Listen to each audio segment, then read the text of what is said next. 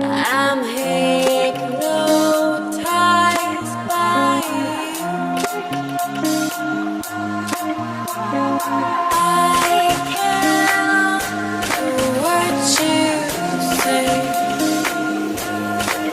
I'm hypnotized by you.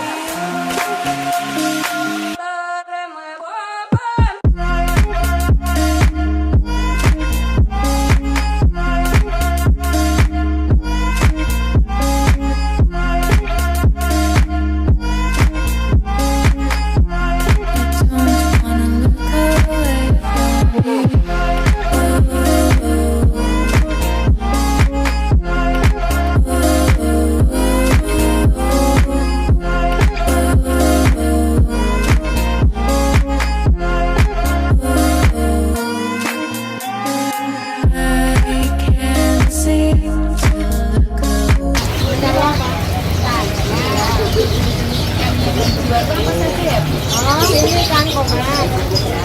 Ini udang loker. Itu kura-kura. Ini ikan cupang. Ikan kopi. Oh, kalau yang cupangnya gimana, Bu? Ini cupang di botol-botol ini. Oh, cupang. Ini satunya berapa? Satunya.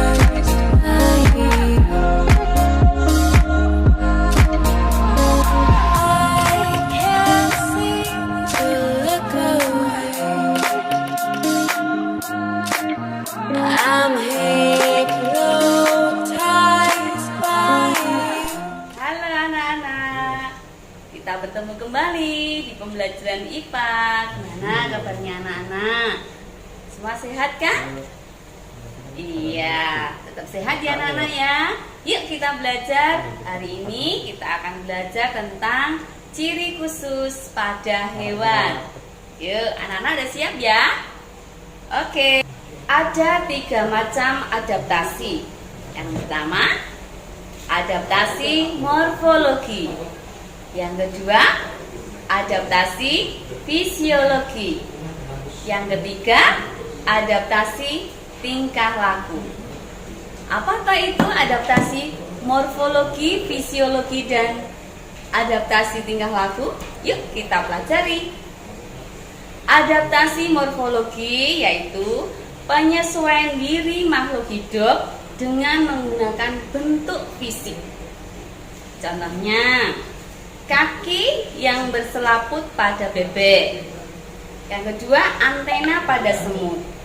Nanti kita akan pelajari, ya. Yuk, sekarang yang kedua, adaptasi fisiologi. Apa itu adaptasi fisiologi? Yaitu penyesuaian diri makhluk hidup dengan menggunakan fungsi organ-organ tubuhnya. Contohnya, bunga rafflesia mengeluarkan enzim untuk menarik serangga. Yuk, yang ketiga, adaptasi tingkah laku. Apa itu adaptasi tingkah laku? Yaitu penyesuaian diri berupa perubahan tingkah laku. Contohnya, cicak memutuskan ekornya saat ditangkap musuh. Contoh yang kedua, tanaman putri malu akan mengatupkan daunnya bila disentuh. Nah, yuk sekarang anak-anak, apa tujuan makhluk hidup itu beradaptasi? Ada anak yang tahu? Oke, tujuan makhluk hidup beradaptasi yaitu untuk mempertahankan hidupnya. Nah, sekarang apa toh yang dimaksud dengan ciri khusus itu? Ciri khusus adalah ciri yang membedakan beberapa makhluk hidup dengan makhluk hidup yang lain. Itu yang dinamakan ciri khusus. Sekarang, apa fungsi dari ciri khusus yang dimiliki oleh setiap hewan? Yang pertama, untuk mempertahankan hidup. Yang kedua, melindungi diri terhadap pemangsa. Yang ketiga, mencari makan. Yang keempat, menyesuaikan diri terhadap kondisi lingkungannya. Nah, sekarang coba anak amati gambar kelelawar. Coba anak perhatikan gambarnya. Oke? Nah, sekarang kita pelajari ciri khusus yang dimiliki oleh kelelawar dan fungsinya. Kelelawar mempunyai kemampuan ekolokasi yang berfungsi untuk mendeteksi benda menggunakan gelombang suara. Yang kedua, kelelawar mempunyai sayap dari kulit tipis yang berfungsi untuk terbang. Yang ketiga, kelelawar memiliki tulang seperti pengait pada sayapnya yang berfungsi untuk membantu saat bergelantung. Itu ciri khusus yang dimiliki oleh kelelawar. Sekarang kita lihat gambar cicak dan tokek. Coba anak perhatikan dulu gambarnya. Oke, sudah ya? Yuk kita lihat ciri khusus yang dimiliki oleh cicak dan tokek. Ciri khusus yang dimiliki oleh cicak dan tokek. Yang pertama, mempunyai lidah yang panjang dan lengket yang berfungsi untuk menangkap mangsa.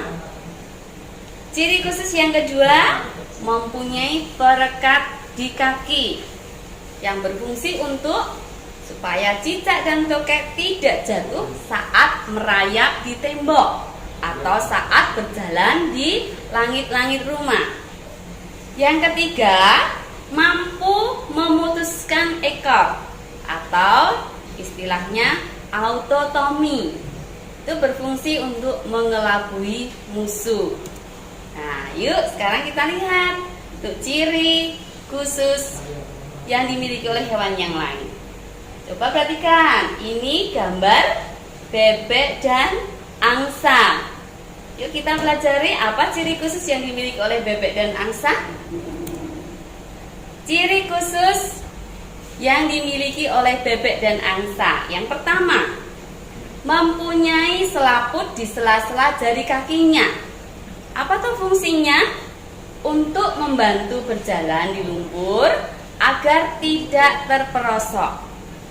Ciri yang kedua, mempunyai paruh yang berbentuk sudu, memiliki semacam penyaring yang berfungsi untuk menyaring makanan dari air atau lumpur.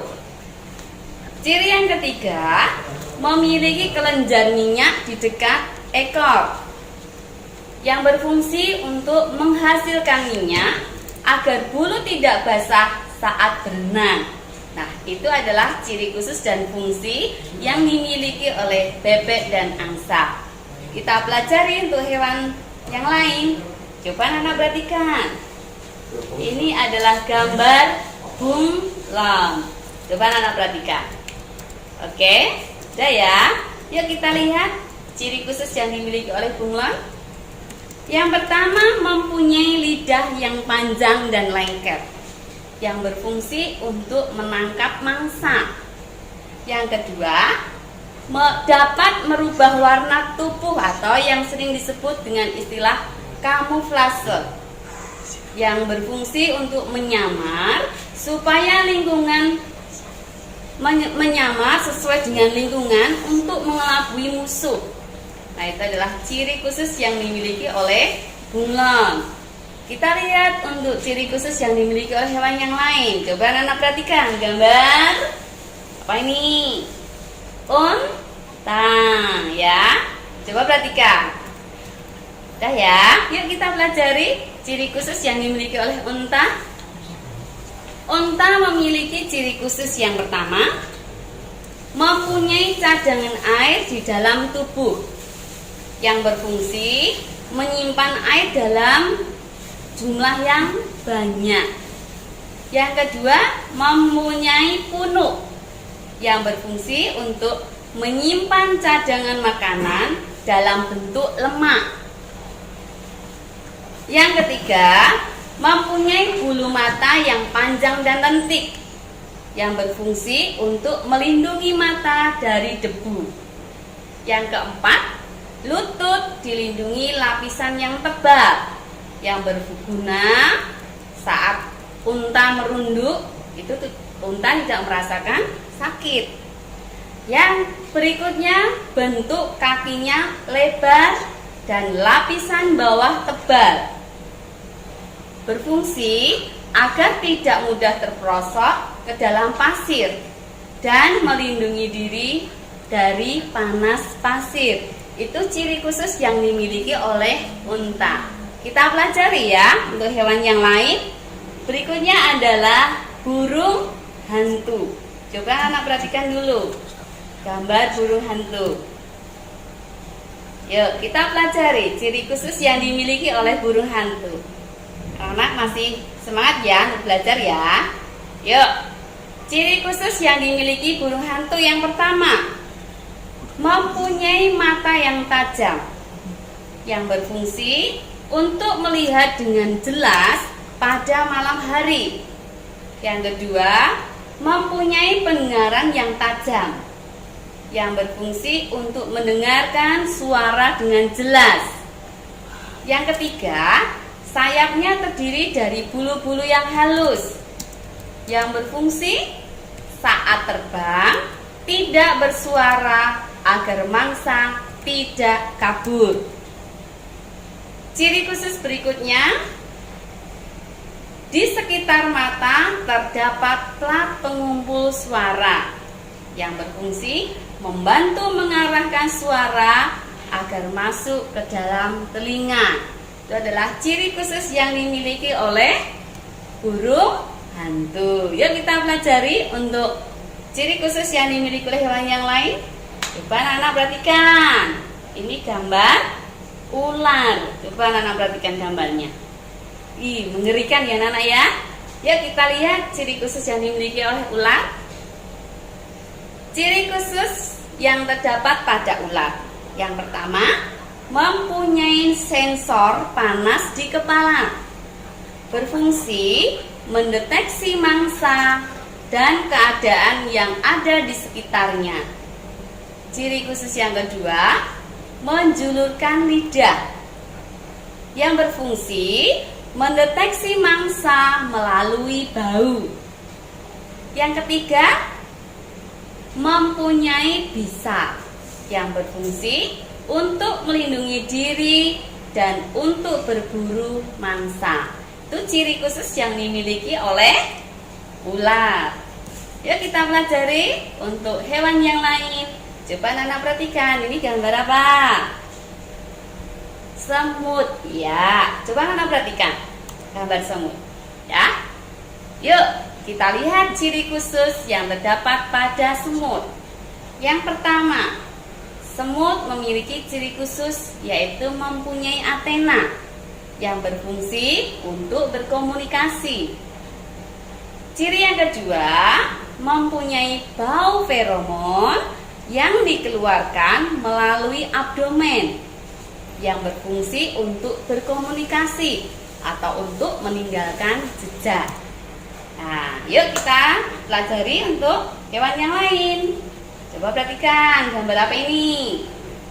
Kucing ya, ini gambar kucing. Coba anak perhatikan gambarnya. Oke, kita lihat ciri khusus yang dimiliki oleh kucing.